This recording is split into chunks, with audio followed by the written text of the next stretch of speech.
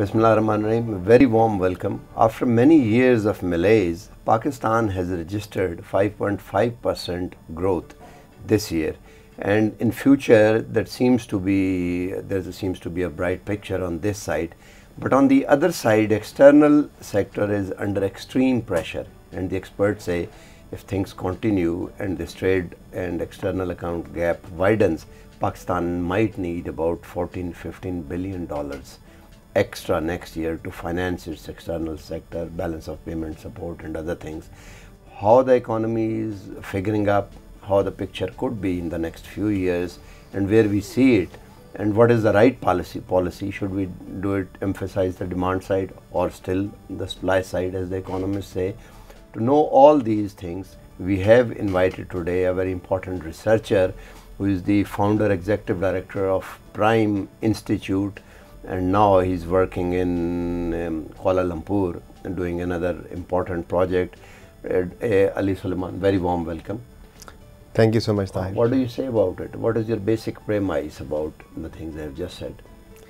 So I generally agree with you that after many years of economic slowdown, we have started witnessing the upsurge in the economic growth. Economy is growing above 5%, and the lack of the foreign direct investment in the past has been compensated by the flow from Chinese sources, both within CPEC and other banking flows.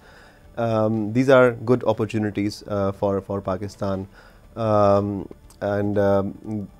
the other hand, since Pakistan economy was suffering from severe shortage of energy, and we have now seen that new projects have started, and also certain gaps in the distribution have been at least beginning to be addressed.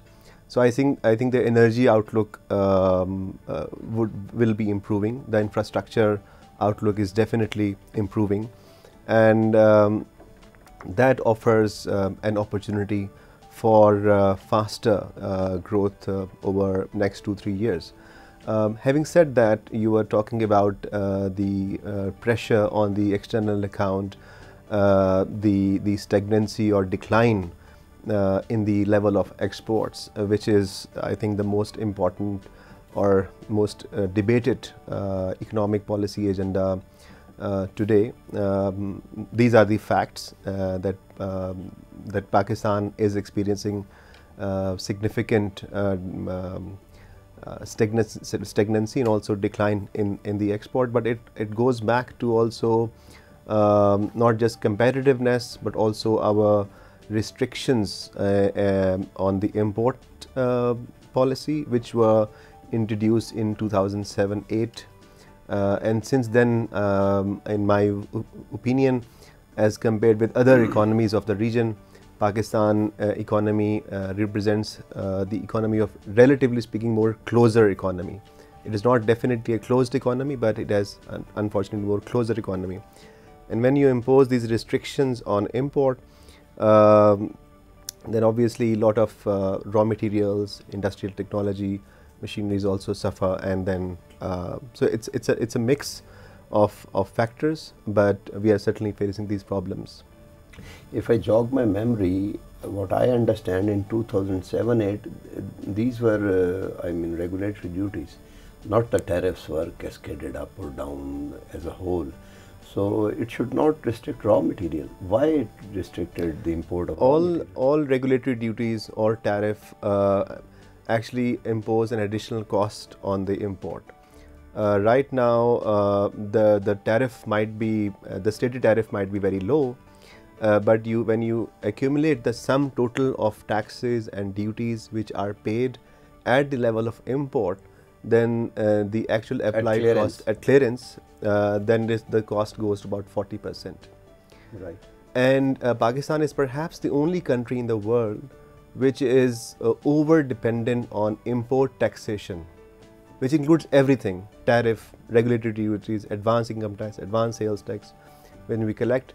And that has, I think that has a role to play in the industrial slowdown and in the exports slowdown. It doesn't show up quickly, but it definitely have a lag effect, and it is starting to make trouble. So it is the fiscal policy which is culprit.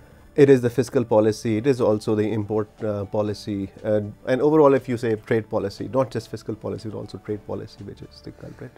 So what is now? Where we go from now? Right now, if we have correctly summed up for the viewers that there is an opportunity on the supply side, but the external sector is in trouble and we need a lot of cash to to keep this balance of payments supple.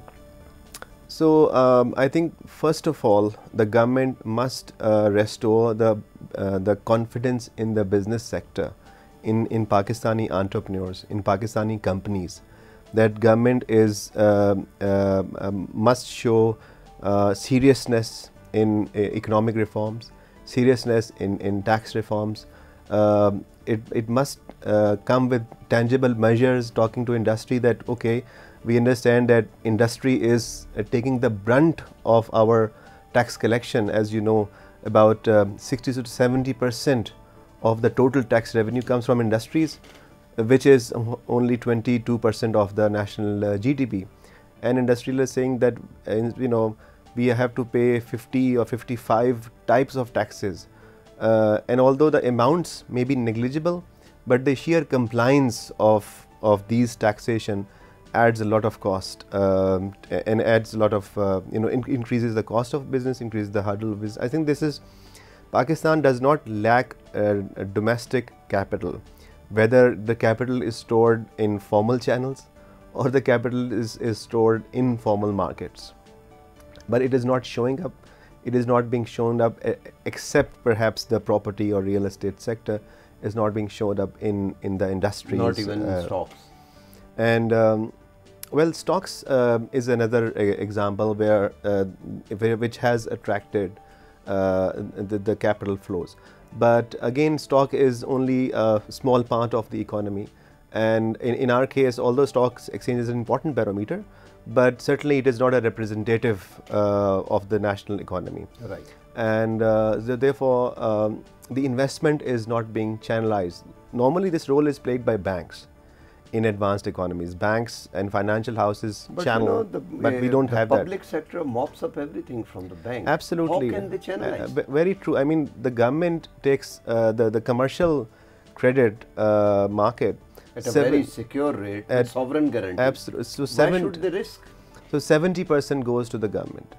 So again, you see that there is, in fact, if you look at how the debt has evolved, public debt has evolved in the last 10, 15 years, I am very worried that the actually the transformation or reliance from an external borrowing to internal and domestic borrowing is not necessarily a good thing. Many economists are saying, well, we can print money, and it's okay to raise domestic funds. But that would lead to hyperinflation. That would lead to hyperinflation. That would lead to, and it has already done the damage. It has channeled the private sector credit, which was the right of private sector, to the bank, to the government, and then the government is not spending it wisely enough. Government doesn't know how to do business, obviously, and therefore all that capital which was available with the financial system is being wasted. Right. So here we take a break, and after the break we would bring in more pointers and try to analyze the situation for your benefit. So please stay with us.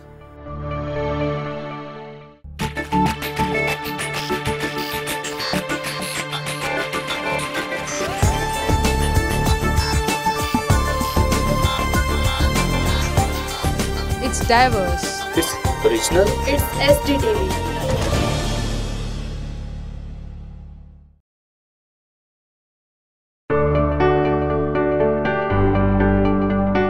Welcome back. So principally there are two issues. One is that Pakistan doesn't lack potential, but what to do next year? Immediate question on the external side. And the second, if I have correctly understood, that is the governance issue, and that's a political question. So we take it one by one. what are the options for the next year? Where the finance is going? Because we have seen Sukuk and 500 million, but 5 billion, $15 billion is it's a big amount. Yeah, so if Pakistan cannot generate external funds from, let's say, remittance or export or other sources, then I'm afraid that we might have to go to IMF again, which is, if we apply those facilities wisely enough and really, use that time which we normally get through IMF bailout packages in restructuring, in reforming, then it is not a bad thing to do. But we have in my opinion, we have also wasted that opportunity, that facility. There were no significant reforms. But do you think this time it's possible? Because it will add political cost internationally. There are so many things that, for example, that as you know, the US has a lot of shares in IMF. They are the senior partner. They're at the board. Their defense minister has been saying that shipping is passing through a area which is not legitimate in Gilgit and Bastal. They don't want this project to continue like this. They want other things, which Rex Tillerson had come, and you have all seen, nobody went to receive him at the airport. And everyone was sitting in a big room and he met him. There was no bilateral meeting with him. So do you think that would be possible this time to go to, and on top of that, economists like Ishrat Hussain, and they are saying that it will snub the growth as well. We should arrange this capital but from some other source. What are the other sources? Well, currently Pakistan went to accepted the Chinese sources of capital because there was no other source available. So right. that's a matter of the what fact thing. So CPEC was the major investment channel which... No, I'm talking about the external sector. No. So I think if we go back to your original point of, you're talking about national sovereignty. Right. And you're talking about how much control Pakistani government has on its own economic policy, on its own economic projects. Right. And I totally agree that when we have to rely on these external sources, then our sovereignty and our control on the policy is diluted.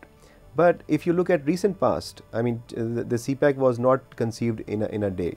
CPEC, the basic discussion started when General Musharraf was still in power, and then it has now transformed into what is known as CPEC. And we have survived, and we have Pakistani state has been able to assert where the priorities should lie. Even when we were taking IMF money, I think we had a good control on the direction of the economic policy. But General Musharraf, he stepped back. Chinese developed this Gwadar, and he just asked the Chinese to leave and gave it to Singapore, Singtel, for many years, and that was the work was stalled.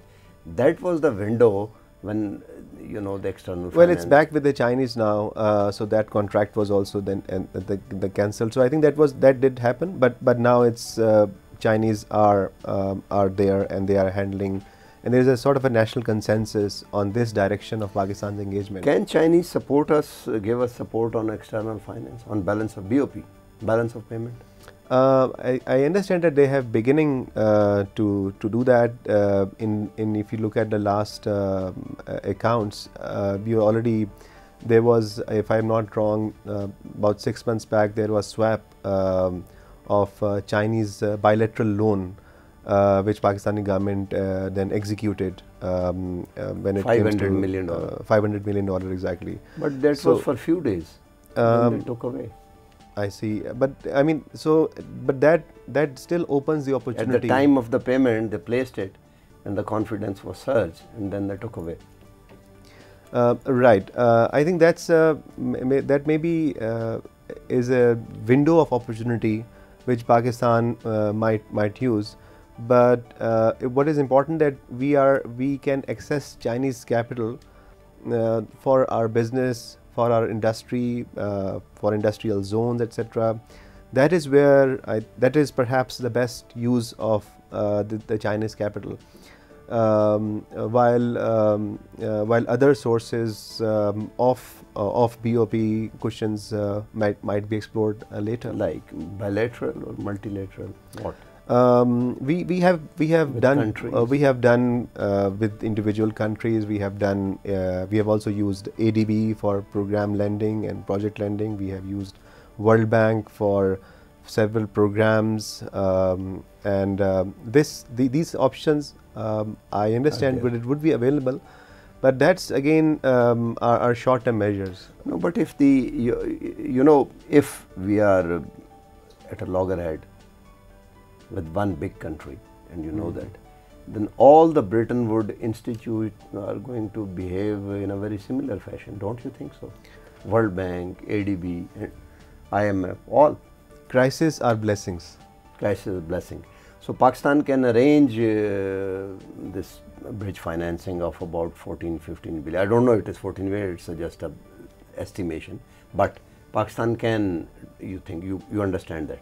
So I think Pakistan is an important regional player, and Pakistan hits its own importance in the evolving geo-economic scenario, and I do believe that Pakistan will be able to explore other options. But as I said, we have faced similar crises when we went nuclear.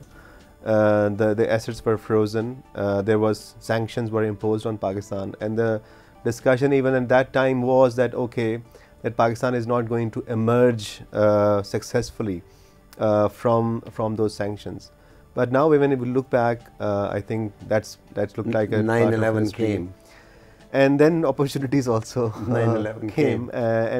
So Pakistan And we have a benefited. question of about $30 billion out of the debt reprofiling. Debt was rescheduled, Reprofile rather. reprofile, and so it all happened.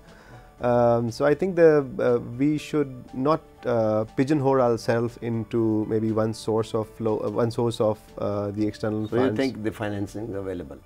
The financing would be available. Right. That brings us to the other question on the governance side. What are the issues with how to manage? Because if the democracy must continue. Right. I mean, there is no other way. Otherwise, we have tried everything in democracy. How to reform democracy to a stage, and in a 1 year or in a 2 year, very quickly that it start performing and it leads to good governance. Well, first of all, I think that this is not going to be a 1 year process. It will take more time. But one key understanding which should be developed across political circles is the importance of policy stability. Right. Which unfortunately I have not observed even under the democratic regimes. I've seen in last 4 years changes and tinkering within the fiscal policy, within the trade policy. A lot of exemptions still exist in the system, and when you give these messages to investor, the investor confidence actually is shaking. That we don't know whether 6 months or 1 year this policy or tax policy is going to change or not. So it doesn't matter, to be honest, if the government is democratic or non-democratic. The factor for me is the policy stability. Ideally, it should be under a democratic regime, but I have not associated. Do you think the CPEC is such a large collateral that investor would understand that the policy can swing, but it would swing within this range and it would be manageable?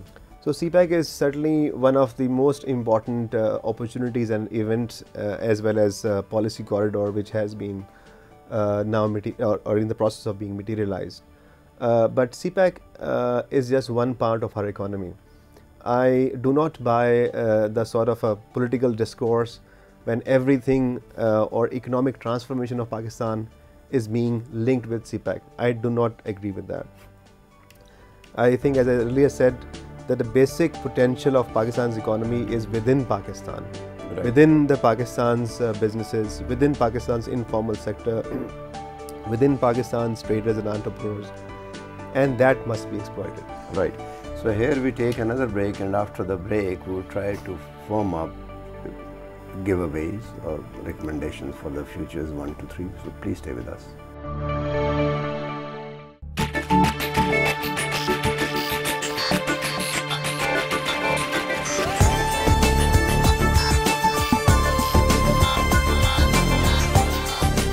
It's diverse. It's original. It's SDTV.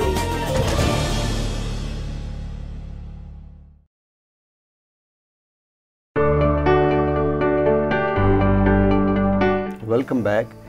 So principally it is the governance, it's the bad governance, some external pressure, but it's the poor governance. How to improve it? I think the basic realization has to be, first of all, that the responsible stakeholders, both within the government, within the business association, within the private sector, must come on board, must evolve a consensus over future economic direction. If we don't have that consensus, then I'm afraid then that mere electoral changes would not help us in improving the governance. And even if we have change in the, let's say, the political leadership, in presence of an overall consensus towards a clear economic policy, it will be helpful. So elections hopefully will take place in next year according to the schedule, and then elections are another opportunity when we talk about economic reforms and the consensus towards economic reforms. Last question before, and I kept this question towards the fag end so we can have some meaningful answer. Do you think this NFC award 7th is very counterproductive for the Pakistan, because the bulk of money went to the provinces and it's not performing there, we all know, and the balance of payment burden is still on the federation. So this NFC award is one of the important things that wrecked this economy of Pakistan and brought it to where we are now, except especially on the external end. Well, NFC was reformed. 7th NFC is a reformed shape of previous award, in the sense that for the first time the federation and provinces accepted the long-standing recommendation that instead of population we should have multiple criteria of resource distribution. So inverse population, poverty, lack of development, etc. was introduced. Which is currently the form. And then there is a constitutional requirement that no allocation in current year or next year can be less than the previous year allocation in terms of provincial. So we within the constitution there is unfortunately a deadlock as far as NFC is concerned. So we must address that first. Now, as far as I'm not talking about the horizontal distribution, the population, these criteria. I'm talking about the vertical. So right now, so there are two views that whether provinces should have the ability or the option to raise their money, because in the last budget there were surpluses within the provincial accounts. Then those surpluses were transferred back to the federal government to reduce the fiscal deficit that we all know. So I think that is part of the problem. What we must create incentives within the vertical distribution so that the money can be spent even at provincial level on development, on human development, and on the economic development as such. Right. So it needs improvement.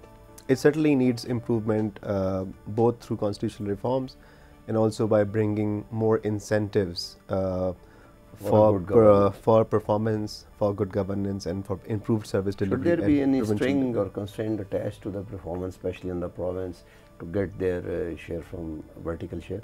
I agree. We must introduce amendments into the constitution so that we have. They should raise taxes. They should raise taxes. The tax bases should be shared with the provinces. Right now, instead of sitting it's idle. all federal government, and I believe that provinces do have capacity if the federal government delegates further in terms of tax collection. Thank you very much for participating, and with this we come to the end of the program. So there are two principal issues. One is the continuation of policy and governance, and second, incentive for performance to the industry and business so they can generate exportable surplus. I hope that would be catered in coming days and months. So with this we come to the end of the program. Goodbye.